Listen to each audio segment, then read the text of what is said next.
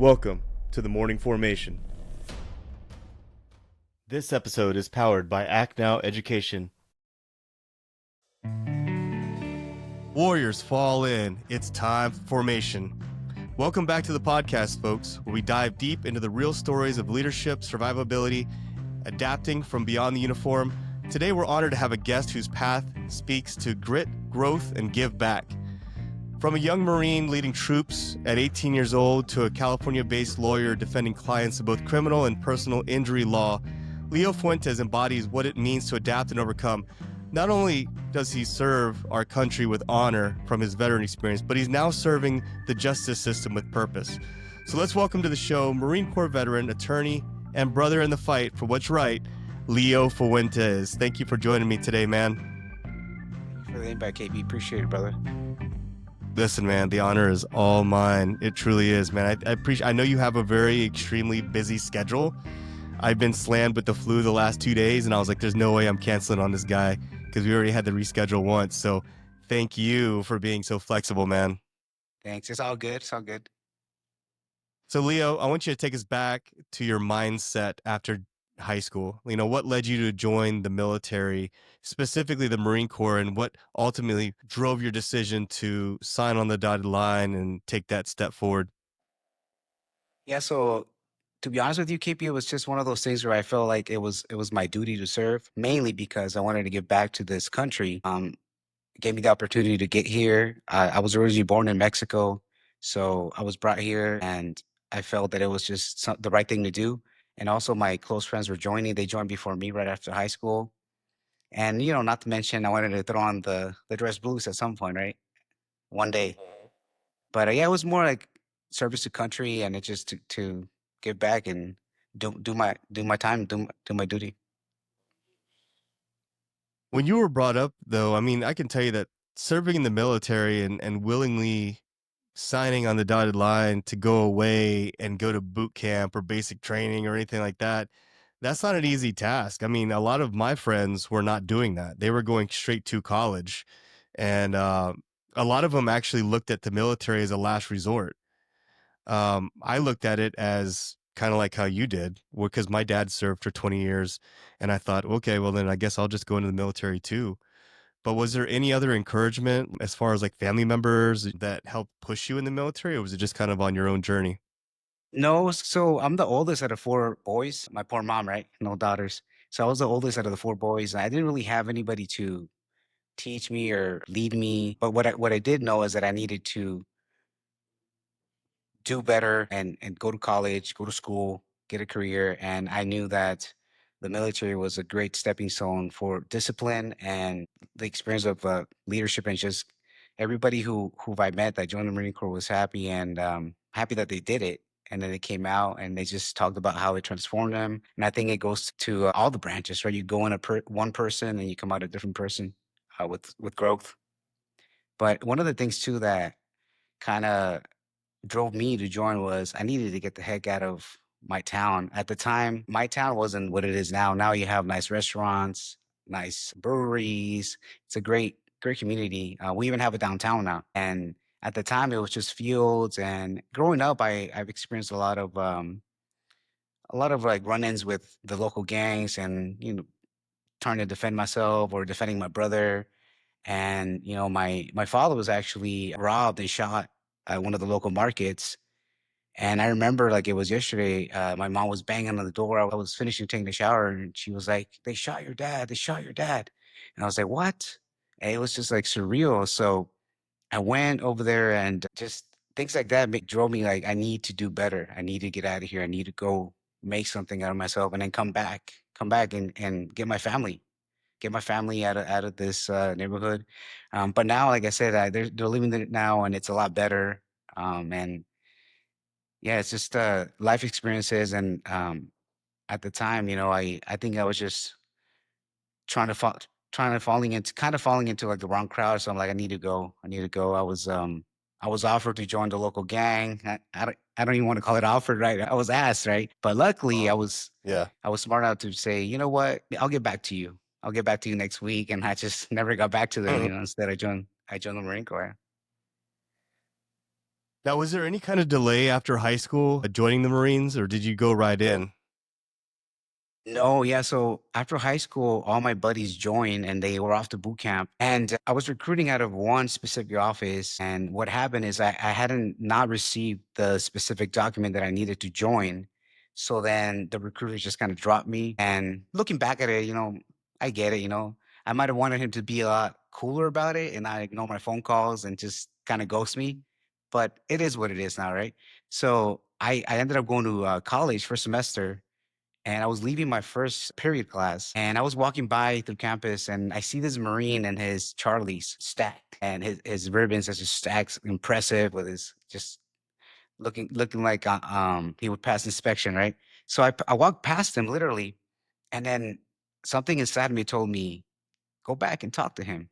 I don't know why, I don't for what reason, but other than it's meant to be, right? I'm a believer in God and the universe and things happen for a reason. So I went back, I talked to him, and sure enough, after that, he's like, let me talk to you. Come see me in my office. I ended up recruiting out of another office. And it was kind of like on the down low because he told me, I'm not supposed to be here, but if I can get you in and help you out, I'll do it. It's like, you were never here. It was one of those like, you were never here. I never saw Mhm. you. So I recruited out of a different recruiting station. But another interesting thing at MEPS, the day for the Marine Corps, at least, I don't know how it is for other branches. For the Marine Corps, you go to MEPS, and then right after MEPS, you do your final medical, and then you're off to boot camp the next day. That day, I ran into the recruiter who kind of just stopped taking my calls, and he asked me like, "What are you doing here?" And like I said it with so much pride, I was like, "I'm joining. That's what I'm doing here." So I was like, so then I was like, and I just like kept walking because it was my turn to do whatever they're having us do for the medical exam. But it's so interesting how like just things come back. Sometimes things come back full circle. I never thought I was gonna see him again, but I saw him and then I was off to boot camp and joined. Man, it is a small world, especially in the military community. I ran into one of my drill sergeants when I was in Iraq. I ran into sergeant majors that worked for my dad back in the day. So it's a small military, man. You run into people all the time. But was there ever a moment when you felt like this was meant to be? Yeah, I think it was that specific moment. And then when I graduated boot camp, um and that was the first time I saw my dad cry, actually. It and my dad wasn't an emotional guy, he wasn't really a lovey-dovey type of guy, he was always that's how he was raised, right? So, um, when I graduated boot camp and they told us that we're dismissed, I found him and my family, and then next thing I know, I see him just bawling, and I was like, "What? I've never seen this." But I think that was his way of saying, that he was proud, but I think at that moment the graduation days when I feel like it's all worth it. This is meant to be, and this is only the beginning because I know that there's more. There's more. Right? At the time, I didn't know whether I was going to stay in or not or get out. But yeah, once it was all done, it was said and done. I was like, this is the right decision. I feel good. I'm proud. Let's go. What's next, right? Let's see where life takes me. Yeah, the oldest brother helping pave the way there for the rest of the younger ones. I mean, that's really impressive, man. I mean, I'm the youngest in my family, and I'm pretty much the only one that made it out. So it's good on you, man, for being a true leader at such a young age. After you got through boot camp in the Marines, what was your first leadership experience like? So first I want to say thank you for your service, KP. I don't know if I've got a chance to say that, but thank you for your continued service. Thank you for doing this podcast. We appreciate you. It's definitely motivating. When I first saw it, I was like, man, that's motivating trash right there. Heck yeah, you know. Thanks, So man. thanks for that. It's an honor. It's an honor to Um, talk to folks like you, man. It really is. Thanks, brother. Appreciate it. That interesting thing is, when I got to, so I was stationed in Japan, the first duty station, right? And next thing I know, I'm 19 years old. I'm in charge of 37-year-olds or 35 years old, and because it's based off rank in the military. And I was fortunate enough to get promoted to the NCO ranks. Well, and then I was there. And I was like, whoa! Now I'm supposed to tell these guys what to do. I'm supposed to lead them. So at the time, it was a little scary, a little cautious because you're talking about a 19-year-old guy who He's never been anywhere. He's just starting his life, right? But I was really grateful that the military, the Marine Corps, allowed me the opportunity to learn. Because I'll tell you what, KP, I've seen it in the military and even out in the civilian world, in the legal field too. There's a big difference between leading other people, leading a team, and leading your own life. Right? There's a lot of people that in the legal community have done a great job leading their life to get to where they are, their achievements. But then you put them in a situation where they need to lead a team now, or they need to do other things. Some of them don't really know how to do it, and obviously to no fault of their own, right? But I think it just goes to show you that whatever branch you join, remember that you picked up some skills. One of them is leadership, another one's the grit. And just remember who you are and don't limit yourself. Don't limit yourself to what you can do. If you want to do something, do it. Try it. What's the worst that can happen? It doesn't happen. You get to try again. Right. Yep. You just pick yourself up and you keep on going. That's part of leadership, man, is failing and then getting back up and then figuring it out and trying to improve every time. So how would you say that your leadership roles in the Marines affect how you now lead your law practice? I think that the discipline is one of the things that stands out, and talking to people. Because when you're in charge of people in the military, you have to be able to get to know your troops, your team, your colleagues, and you can't talk to everybody the certain way, right? That transfers over to my clients. For example, when I used to do criminal defense, I couldn't talk to every single person the same way because everybody's different, right? Some people were more angry, other people were more chill. And even now, talking to other attorneys too, like opposing counsel, that also applies. Adapting and overcoming situations, right? For example, for my clients, when I used to do criminal defense, some of them were really angry. A lot of them were vets too. So what I noticed is that once they found out that I was military, it just they gave me an extra layer of trust. They gave me kind of the confidence that they wanted to in their attorney, right? And I think it matters. It matters how you talk to people. It matters how you lead people. You have to lead your clients too when it comes to whether or not they should go to trial. Because sometimes you have to be very cautious of what you do. Because at the end of the day, if you go to trial, nothing's guaranteed, right? You're giving your future, the outcome, to 12 members of the community. So you have to be able to know how to lead them in the right direction, what's best for them, including in criminal defense or in personal injury as well. Yeah, that's actually a really great point. You got to have those soft skills in there. I know that a lot of people think they watch Full Metal Jacket and they think that a lot of military leaders lead that way where it's just in your face and you'll do it now or you'll get skull fucked or something like that. But in reality, you have to learn how to work with people, whether it's civilians. I know when I was working at battalion as the S3, I had to work with contractors to get what I wanted. And having that attitude was not going to help me at all. So I had to learn how to have the gift of gab, I guess you could say, to get to the objective, whatever it was, whatever I needed to get at that time. So I wanted to ask you, what are some of the things that you've experienced? I know for me, like working in the civilian sector for a while, there are some misunderstandings about military leadership, military leadership training. What are some of the things that civilians often misunderstand about the leadership training or responsibility that veterans carry? I think that a lot of times, a lot of the veterans are misunderstood. I've run into people in the civilian world and the legal field where if you have a soldier or an airman or a marine or whatever branch they were in, and they may not be performing at the top notch level that they're capable of, right? But they're judged. They're judged for saying, "Oh, like this guy was in the Marine Corps and he can't even get any clients or X, Y, and Z, right? Or he's not making any money, whatever the reason is, right?" But I think that a lot of times people are judge the branch individually just based on one person or based on people that they may run into who they have no idea what they're dealing with, what demons they're battling, or what they're going through.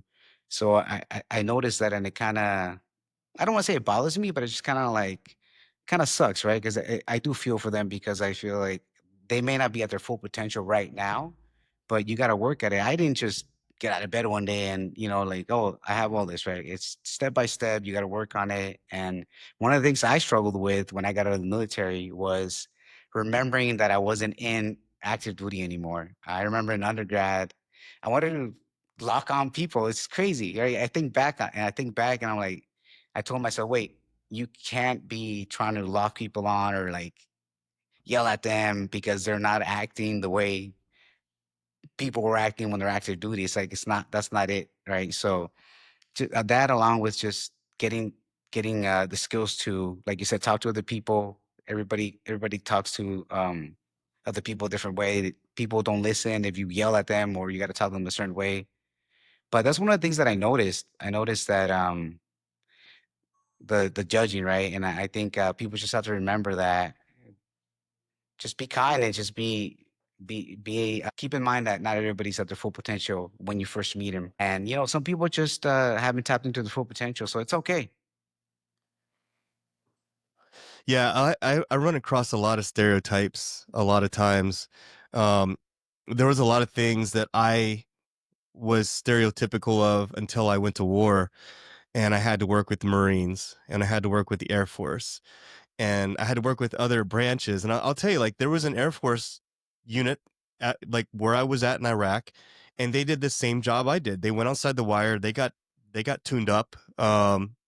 Complex ambush IEDs, all kinds of crazy stuff. And then there was Marines I worked with, and man, when the rubber meets the road, and you guys have to depend on each other, you gain more respect for other branches as well. I mean, the Marines, I was really impressed with how professional they were, how on point they were. I was impressed by that Air Force unit, very much so, that did the same job that I did. They had to show up and show out too, just like everybody else. So I completely understand where you're coming from on that. Leo, when you started to transition out of the Marines, what was your mindset? So I actually, if I could tell young Marines, young soldiers, young airmen that are a year, 2 years in, start planning now because that was my mindset. My mindset was at the time they were giving 100% tuition assistance. So in my mind, I was like, why the heck am I not going to take advantage of it? You're telling me I can go to school, 100% tuition coverage, and save my GI Bill for when I get out? I was like, why wouldn't I, right? So I've always, the mindset was always do anything that will make you more knowledgeable, make you a better person, and help you grow, always. And I remember when I was stationed in Japan, my buddies in my unit would actually wait for me to finish my assignment, hit the submit button, and then then it was like party time, right? So looking back at it, they even tell me now. A lot of them are law enforcement too. They're part of different federal agencies, DEA, FBI, Department of State. They're all successful law enforcement also, and they tell me, dude, they're like, I remember when we would wait for you to submit your assignments, and they're just like, I wish we would have done that sooner. I'm like, it doesn't matter, brother. You're here now. You're here now, right? It's all good. Props to you. You made it, right? But yeah, that was my mindset the whole time. Start planning because look, there's nothing wrong with doing 20, 30 years in the military. Nothing wrong at it, right? It's whatever you want to do. But you just never know what happens. And I've heard a lot of stories of motivators in the Marine Corps and other branches that wanted to do 20, 30 years, but unfortunately they got injured. And then what's even more unfortunate is that they didn't have a plan B to transition into, right? And they end up at places where they can do more, right? They can do more. They can do more in the community, more for people. But because they didn't have the plan B or they didn't start planning for an alternative, they have to do that and kind of go through that rough patch. Right.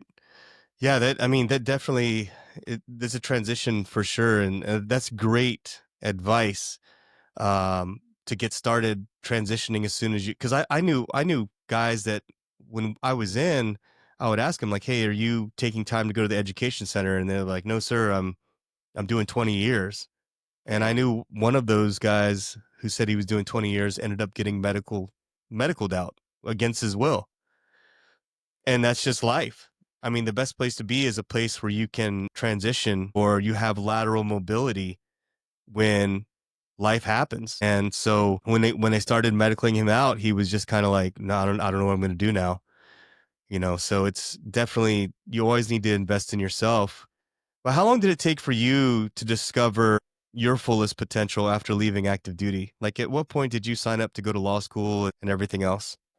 Man, that's another one of those moments where I think it was meant to be, and I think again it was just I think my story was written already. I just didn't know about it. I ended up going to ask for legal help at a legal aid society clinic, and I talked to the attorney, got the advice I went to get, and I went to my car, and I literally turned on my car, was about to pull out, and something again inside me told me ask to volunteer.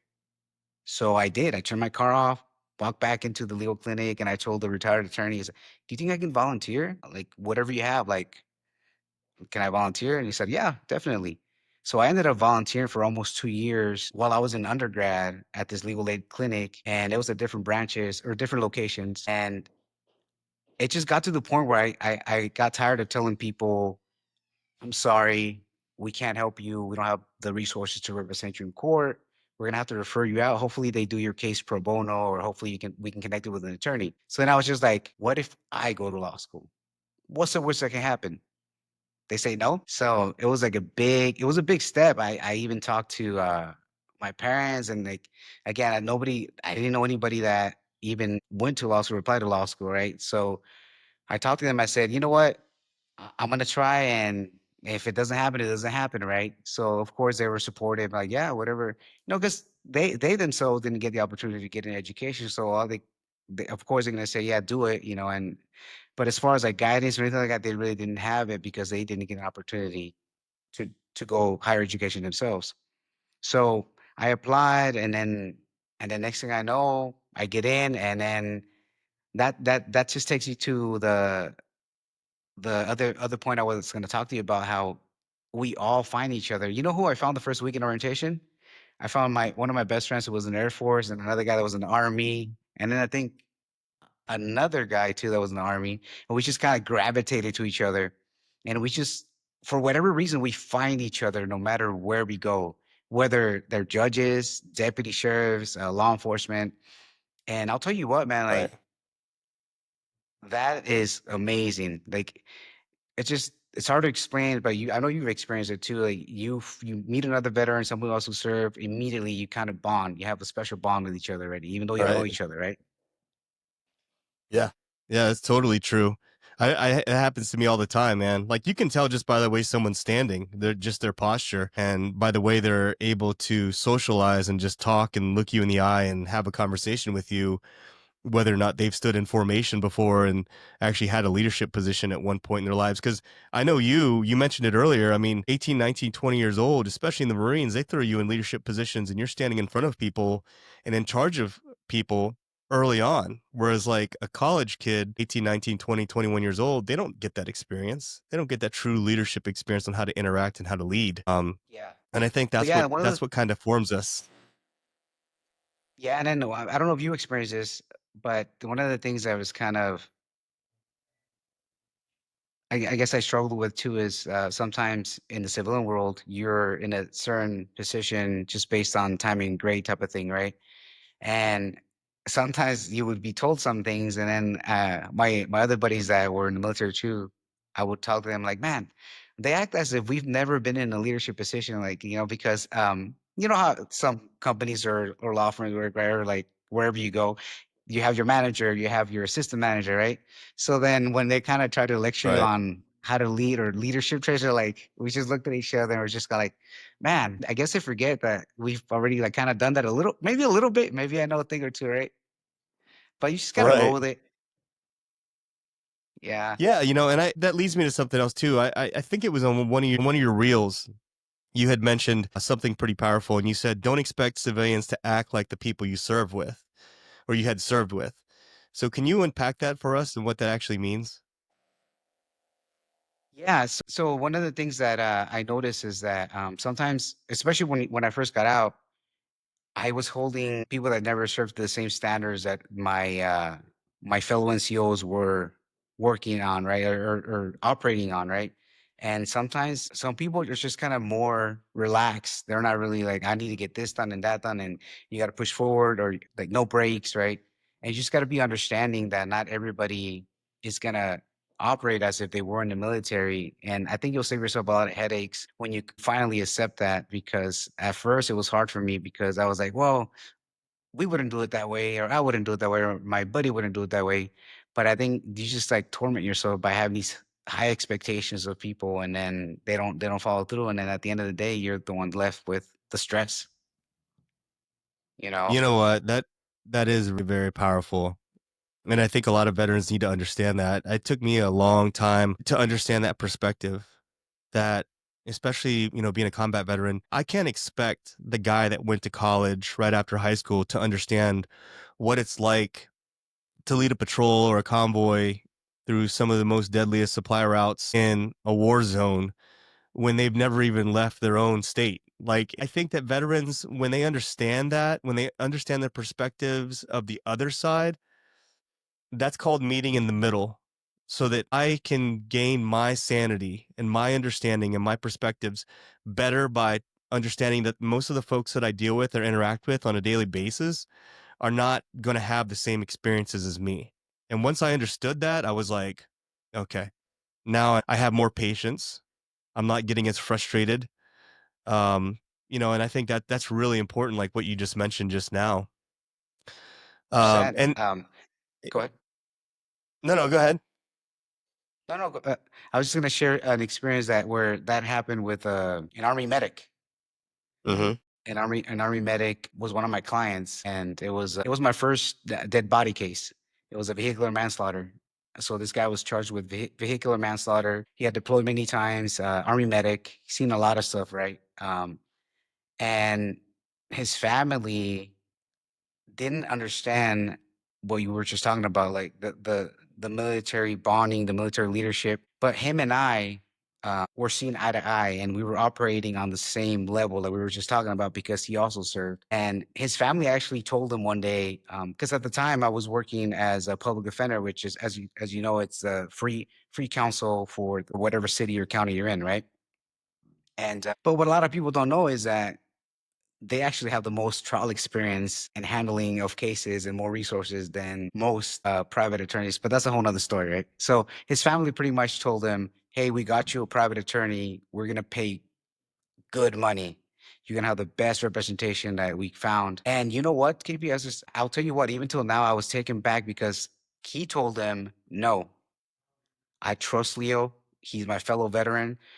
I'm going to stay with him. I don't care that we're not paying him anything. Like, I trust him, and we're gonna do this. We're gonna go to trials. Like, we are gonna go to trial because the circumstances were essentially, there weren't any really options, no real options. It was more no understanding of what happened, no understanding that it was really an accident, and they were coming at him with like everything. To be honest with you, they were throwing like they weren't really giving any plea deals, as we would say in that criminal defense field. But yeah, we went to trial, and we hung it 9-3, 9 jurors voted not guilty. 3 of them disagreed. But at the end of the day, it resolved for a reasonable offer, and he didn't have to like do any jail time or nothing serious like that. But that was one of the experiences like that I thought about right now. We were talking about like operating on the same level, and then the whole leadership thing. Wow. So he trusted his family wanted to get a much more expensive representation, and then he decided to stay with you because of that brotherhood, that bond, I guess, from the military, right? Yeah, yeah. Wow. And I was like, That that man, is that that's a lot of trust. all right. Yeah, it's like, but everything turned out well, and I still check on him every once in a while because he also has to battle a lot of demons. He had PTSD from all his deployments, all the stuff he saw and experienced. So every once in a while, I send him a text like, "Hey man, how you doing?" Like checking in. Yeah. That's huge. Following up with some of your clients, making them kind of a brother for life. Just through your experience being in the civilian field, being a lawyer, can you speak on some of the unseen struggles that some veterans carry with them in the civilian life? Especially having gone through Afghanistan and Iraq, I'm sure that you've seen quite a few people and represented quite a few people that carry struggles. Yeah, as far as oh yeah, my clients, the clients that are presented, Right. or just the people that I work with, because I've seen. So I've gotten the Both. opportunity to work with law enforcement that have obviously things going on too, and also clients. But even with law enforcement in the courthouses, sometimes they're dealing with things, and I can tell they're not their normal self. So like I've talked to some of them on the side, like, hey, what's up, brother? How you doing? Like what's going on, right? And they just say, "Man, it's one of those days, man." It's like, yeah, I know. I try to understand them, but sometimes they just have to be left to deal with things the way that they want to deal with them, right? But it requires a lot of understanding, a lot of compassion when it comes to my clients. Even now in the personal injury field, you have to be understanding and compassionate and kind to hear them out and see what they're going through, right? A lot of times, all they need is somebody to talk to and to hear them out. A lot of times I had to be just the listening ear, right? And then once Right. they were done venting and telling their grievances, they reasoned more with me and they were on the same page. And I think a lot of times they're quick to just kind of be like, "Oh, you don't want to take this deal? All right, then we're gonna go to trial, and you're gonna have to do the jail times." Like, hold on, have you tried talking to them this way or that way? And I've gotten a couple of clients that are like, "Oh, I'm so glad that you're on my case," or even now in personal injury, when I had because in San Diego we have a lot of like the Navy, Marine Corps, and a lot of them that are clients in the personal injury field. They're also kind of like good thing that you've been in too, like it's kind of like it's hard to describe. It's a relief of it's just a sigh of relief from them. Like, okay, cool. Like I can you understand like where I'm at, what I'm doing. You understand why I can't meet you in your office, things like that. But a lot of Right. them have sometimes bad days. Some of them are angrier. Some of them are just they don't really care about their case. But sometimes I have to reach out and tell them, hey, like this is a really good case. Like we should sit down and talk about it. I want to get the best result for you. And sometimes they want to meet in person. Sometimes they want to meet over Zoom or video, and that's what we have to do. We have to. I've gone to clients' houses around 8 p.m., 9 p.m. I'll tell you that the last time I was in sandals. I was leaving the gym, and and then they just called me like, "Hey, like I want to talk about my case. Can you talk about it?" And I said, "Yeah." And I'm like, "We can meet tomorrow in the office, or like like I can come now, like And I think that goes back to the whole like military thing of how we operate, right? Because for me, for you, for anybody who's serving the military, really the time of day doesn't really matter for us, right? Because sometimes you had to work on the weekends at night, 24 hours. So I went and I talked to the client, and he was so grateful, and he didn't care that I was in sandals. It's just one of those things where like it's a one-on-one talk. The trust is there, so we let's just make it happen. Right. Yeah, I mean, there are no boundaries when it comes to leadership. When you're in charge of people in the military, it's 24/7, 365 days a year, man. I remember going um, on holidays, picking up people, at the MP station. And I remember my ex-wife was like, "What are you doing?" And I'm like, "Well, like when you're in leadership, you're in leadership. It's 24 hours a day, 7 days a week. Like there is no boundaries on that." So, yeah, that's totally. I mean, you brought up a great point with that, man. You kind of brought back some memories for me. Talking about like I guess just everything with brotherhood, trust, and everything. You come from a family of military. So out of the four males in your family, three of you guys joined the Marine Corps. What's the story behind that legacy? Yeah, so I was the first one that joined. I joined enlisted ranks, and then honestly, I didn't know that my brothers wanted to join. It's just one. I think I was out of state for, and then my younger brother Gio wants to join, and then of course, my mom and dad are like, no, like, what do you want to join? Like, and then he's like, Well, I, like I just want to do what it. what are the age differences between you guys? So Gio is 10 years younger than me, like 11 years younger than me, and so it's me, and then Juan, and then Oscar, and then Gio. And then Gio's the youngest, and he joined after me. But Mhm. Juan wanted to join right after high school, but unfortunately, due to an injury, he had to put that off. So then Mhm. Gio joins, and he does 8 years. And then the crazy story with my brother Juan. one day he calls me and he says, this was actually 2 years ago, almost 2 years ago. He calls me and says, "Hey, I have an OCS date." And it's like, "What?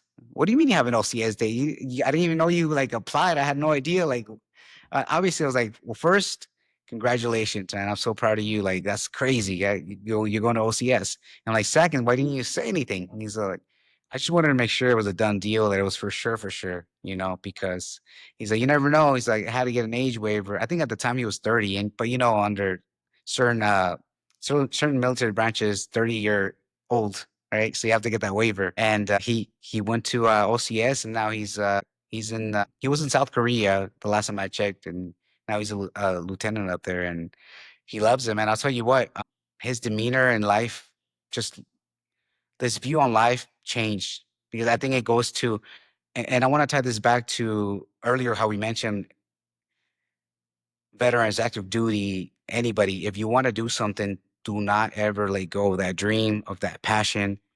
Keep it and follow through no matter how long it takes. Because it took my brother 10 years to throw on the uniform, and he never let go of that. And his view on life at the time was, well, I'm getting paid well at this job, but I'm not happy. I'm tired of this. Like, it's blah, blah, blah, X, Y, and Z. And he was just so pessimistic. But as soon as he graduated from OCS, like, it was like a light switch, man. It was just kind of like, life is great. Like, I'm happy now. And then it's just like, it just goes to show you, no matter how long it takes, keep pushing day by day. Don't give up. You got this. Right. Wow, that's really impressive, though. I mean, your brother is OCS. So I was an officer in the Army. I started out enlisted in the National Guard, and then I went officer. And of course, I catch a bunch of shit for that, for going the officer Yeah, route. right. but but my old man was like, he's like, if you do 20 years, I'd rather you go the officer route. That way, you get out, you get much better retirement, et cetera, et cetera. So I didn't. At a young age, I decided to go the officer route during a time of war, knowing that I was going to deploy at some point, just because I just felt a lot of patriotism, like, for my country, man. And so it's great to have three brothers, man, that you can share that experience with. And what has that meant to you personally, to have shared that experience with your brothers? And it's a great feeling. I think I wish I was still in so I could take a picture with him. So they got to take a picture with each other in camis. My brother Juan was in town, close to Miramar and MCRD here in San Diego, and he calls me and he says, "Do you think I should stop by his shop?" I was like, "100%. Like, when is the next time? When will you ever get to be in camis together with the same last name, Right. same emblem, same everything?" He's like, "You're right." So It's an they honor. took a picture together and we sent it to my mom. But I think it hit even more once they told me that, again, I come from a family who was like, we're not all like lovey-dovey, or we're not like, which is a change that I've been trying to implement with my brothers and my parents. But long story short, they told me, "Thank you for paving the way. Thank you for joining first. Like, because of you, we were able to join, and we believed that it was possible to join." So that was kind of like, man, like, it hits you like right in the center of the chest. It's kind of like, all right, cool. That's a good feeling, right? But now that I see them, well, Gio's out now. The other one's active duty. But now I told Gio, GI Bill, you got to use it, man. You can't just leave it there, whether you use it or if anybody has family to transfer it over to, you got to use it.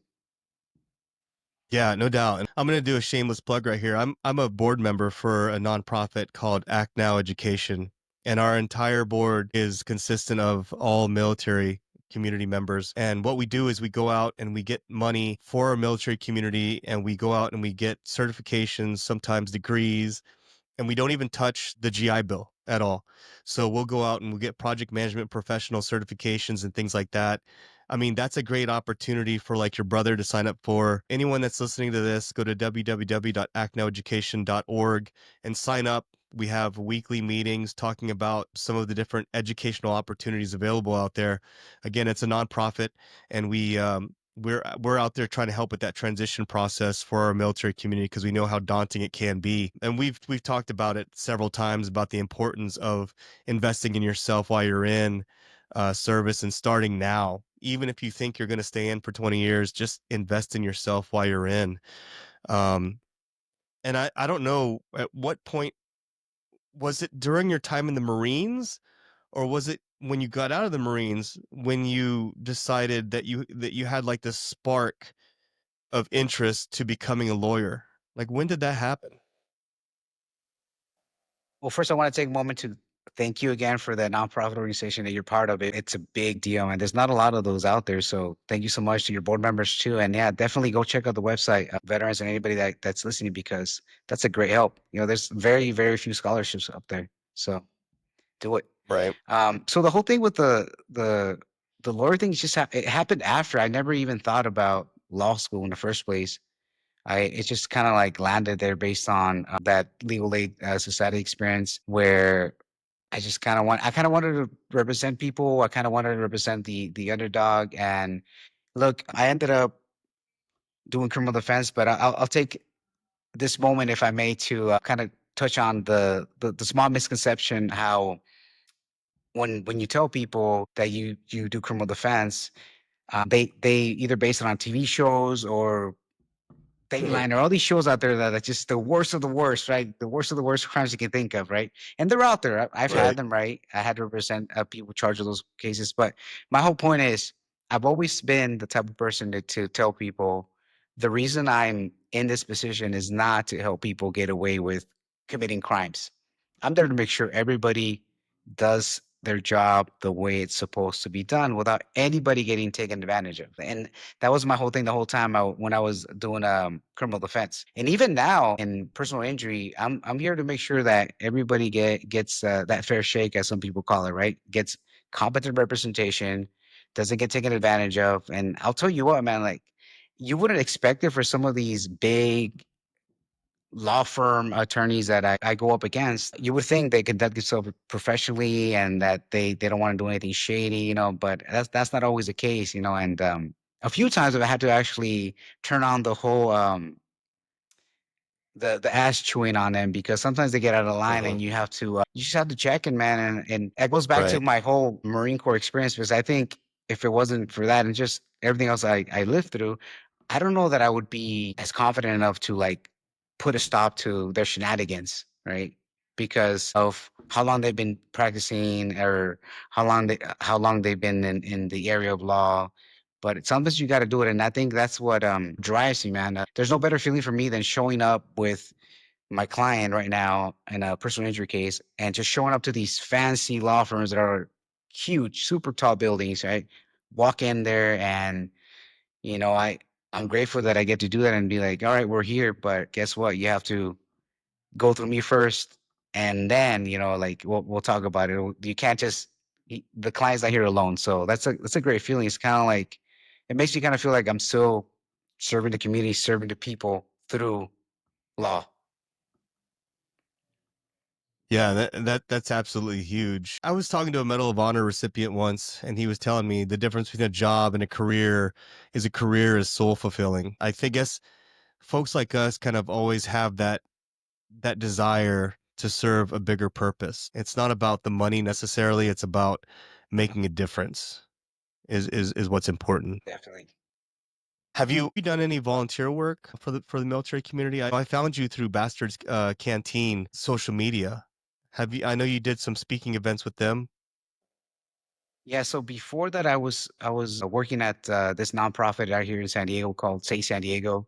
This is before law school, and I used to do case management for military families right here in San Diego. And my way of being involved with the veteran and active duty community is any law student who's veteran, active duty, or anything that has to do with that, I reach out and I make sure that I connect with them and that I provide whatever mentorship I can. And sometimes that gets them to the next level. Like this Marine veteran that I met, he's a law student. He just passed the bar actually. He met me, we met, and I connected him with one of the justices at the Court of Appeal, Justice Castillo. He's a Marine veteran too. And he's on so there's a state level and there's the Court of Appeal and then the California Supreme Court. So I give back to the community that way, and I always tell veterans, whatever your problem is, here's my cell phone. anything legal related, call me. I'm not going to charge you, obviously, just, and if I don't do the area law, if I can't help you, I'm going to make sure you get connected to somebody who can and who's not just going to take your money or just take advantage of you and just leave, right? Right. Yeah. I mean, a lot of times having that trust, that authenticity, especially in the field of being an attorney, a lot of people don't have a really good outlook on that. It's kind of like, again, people base everything off of like Hollywood, movies and things like that, and some of the worst cases out there. So finding someone that you can trust, and you having been a Marine, is a huge reputation booster and a huge trust booster for a lot of folks out there. Leo, I just wanted to ask you before we round things out off here on the podcast, if you had an opportunity to tell a young Marine today who's getting ready to transition into the civilian world, but isn't sure what's next, what advice would you give them? I would, number one thing I would tell them is you don't have to do this alone. Reach out to anybody that you know who's done it successfully, who has transitioned, whether it's the area of the field you want to get into or not, whether it's finance, law, med school, even if you don't want to do those things, they did it. Reach out for some mentorship, reach out for some help. I know we're used to doing things on our own. We're always, especially coming from the military, like, I'll do this on my own. I can do this, right? But guess what? Sometimes that's not the case. I had a lot of people that helped me transition into the civilian world and get to the next step and get to where I am now. It's just, if you do good in this world, good comes back to you. So that's the number one thing I would tell them. And do your research on the scholarships, just like you were mentioning around the scholarships for the nonprofit you're a board member of, and Vogue Rehab. Look into everything. Tap into all the resources before you have to do the whole GI Bill and your actual benefits. And remember that you're not alone, and you don't have to do it alone, and whatever you want to do, you can do it. Just remember where you come from. Remember what you've done up until the time that it's time to transition, and plan early. Plan early before you end up with no plan at all once you get out. It's great advice. A lot of people take for granted the sacrifices that their parents have made for them, and they don't really think much of it. And a lot of times, whenever I thought, what should I do in my situation, I thought about the sacrifices that my dad made for me growing up. And I never wanted anything that he ever did for me to go in vain. So I always felt like I had to do this. This is something I have to do to make him proud. And definitely you made your dad proud, no doubt about it. Um, I did not mean to gloss over this, but I wrote this down while you were talking. The California bar is one of the toughest exams in the United States for anyone looking to become an attorney. Can you talk about that real quick, and just like how the hell did you get over that huge obstacle? Man, my reaction says it all, right? It's just like, man, that Right. that exam. I'll be honest, I despise that exam with a lot of not so good energy, but it's just, I think it's more of a hazing process. Whenever I talk to people about it, especially former military, they know exactly what I mean by a hazing process, right? It has nothing to do with the type of attorney you're going to be, right? You go to law school for 3 years, which I think shouldn't even be 3 years, to be honest with you. I think it should be at most 2 years. And they teach you how to read case law, how to do research, how to apply the law to the facts. Once you get to the exam, when I took it, it used to be 3 days, 3 days of 6 hour testing with 1 hour break. And you literally have to memorize approximately 19 subjects of law, just everything, because you don't know where you're going to be tested on the first day or the second day or the third day. You can do process of elimination once day one is over. Like, all right, they tested on evidence or they tested on criminal procedure, so that they're not going to test on that again, right? But it kind of sucks that you have to pack your brain with 19 subjects of law and then go in there and you have to perform. It's a performance test. It's just 3 hours in the morning, 1 hour lunch, and then 3 hours in the afternoon for 3 days. And it sucked. It sucked. But it's not impossible. It's not impossible. A lot of people have done it before me, after me, and whoever's out there that wants to do it and is about to do it, you got this. But the third day when I took it, I woke up with a high fever. And I was like, man, good thing I packed Tylenol, because I think my body was just giving out. Because leading up to the test, you study for almost almost 3 months, every single day, 7 days a week. And some people are better than others setting boundaries as far as days off or, break time. But I was just I gotta study more because if not, I'm not gonna be able to do it. So when I passed, the passage rate was 32% of the test takers that passed it. And it was tough. It was tough. And it's just I think it was a lot to do with just the whole military discipline because I don't know if I would have pushed through, maybe. I don't know. But I always like to say, like the discipline I learned and I gained through the military is what pushed me through all the way to where I am now. Even with jury trials, and it's just one of those things. A lot of people um, call themselves trial attorneys, and then if you talk to them, you're kind of like, okay, well, how many trials have you done, or X, Y, and Z, right? So it's just one of those things where you have to have the experience and the it factor to do it, right? But Mhm. yeah, that exam test, I think now is 2 days. I can't speak on the difficulty of it because I didn't take it, but I know that yeah, you're right, man. It's one of the hardest tests. I think New York has the other hardest ones too. Yeah, I've heard nothing but just horror stories about how difficult the California bar is. And I just think that military folks are just built differently. The fact that you went in on the last day and you could have called in or you could have just tapped out. You said, "No, the hell with it. I'll just go take some Tylenol and drive on." I mean, that reminds me of like when I went through air assault school and on the last big ruck march that we did. I can't remember how many miles it was. It was seemed like forever. It was air assault. Last one, there was a female nurse and she stood by me in formation the entire like 2 weeks. Was it 2 weeks or 3 weeks? I don't remember. But um on the last day, like she broke both ankles.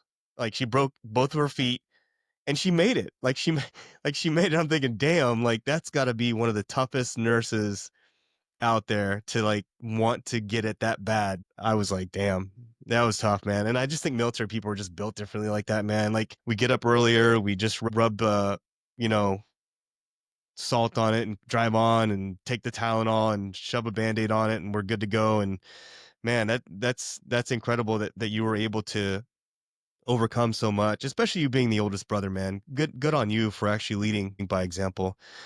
Thank you, bro. Leo, Appreciate it. no, man, it's an honor to speak to guys. It's refreshing to speak to guys like you, man, that are out there doing it, leading the way. Was there anything that I didn't mention in this podcast that you'd like to mention before we end the show today? Oh, it's just thank you for having me. Really appreciate it. And I'm glad you decided to do this podcast. And I know you're gonna keep doing great things and keep pushing forward with it. You brought up some really great points today, man. I mean, some of the things you talked about with transition, making sure that you utilize your GI Bill. Because I'll tell you right now, it hurts my heart because I know several people that got out and they never used their GI Bill and they let it expire. Well, now I know there's no expiration on it, and you can also transfer it now. But back in the day, the 90s and the thousands didn't have that option. But just not taking advantage of those benefits, I think, is huge. Definitely want to echo like some of the things that you said here today as far as transitioning into your next career and preparing yourself. Leo, your journey from the Marines to the courtroom is a powerful example of what it means to live with purpose, protection of others, and caring forward with that warrior spirit. To our listeners, if you're someone who is navigating the tough terrain of transition, this episode should be your blueprint. You can follow Leo and his mission to serve justice on Instagram at your underscore lawyer underscore Leo. It's Leo. And Leo, just want to ask you real quick: are you on any other social media platforms? I'm on TikTok, the same handle, your lawyer Leo, or yeah, your lawyer Leo, the same way you described it. And yeah, if anybody's out there interested in transitioning to law, or if you need anything, just talk to a friend. I'm here. Awesome. I'll make sure I tag you on those TikToks as well, because I'm on TikTok as well. I'm on TikTok, LinkedIn, Instagram, Facebook. I try to be on all of them, but I it's think kind it's of hard. the same. It's the same one, the same handle from what I remember. But yeah, it's the same. I'm checking right now. I'm like, it's how sometimes, yeah, it's the same one. Your underscore lawyer underscore Leo. Okay, cool. I'll add you on there. For everyone else out there listening, make sure you follow, subscribe, and share this episode with someone who needs to hear it. Until next time, I want you to stay tuned, stay focused, and stay motivated. Warriors, fall out.